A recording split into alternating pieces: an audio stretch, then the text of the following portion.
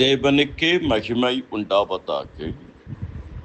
கர்த்தர் நமக்காக யுத்தம் பண்ணுகிறவர். நெகேமியா 4:20.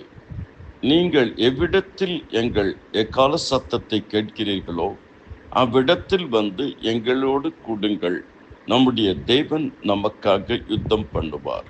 யாத்திராகமம் 14:14, யோசுவா 10:14, யோசுவா 23:1 பார்த்து 2 நாளாகமும் 20வது அதிகாரம் 1 முதல் 20 வரை.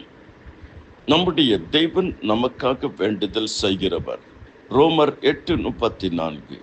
கிறிஸ்துவே மரித்தவர், அவரே எழுந்தும் இருக்கிறவர், அவரே தேவனுடைய வலது பார்சத்திலும் இருக்கிறவர், நமக்காக வேண்டுதல் செய்கிறவரும் அவரே.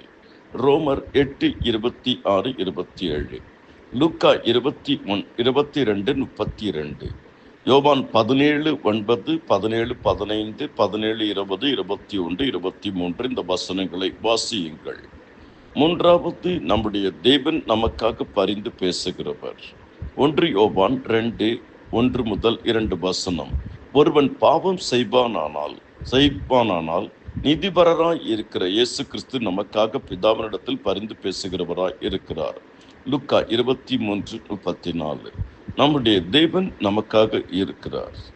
தேவன் நம்மோடு இருக்கிறார். தேவன் நமக்குள் இருக்கிறார். நம்மை சுற்றிலும் இருக்கிறார். நமக்கு அருகாமையில் இருக்கிறார். நமக்கு முன்னும் பின்னும் இருக்கிறார். நமக்குள் இருக்கிறார்.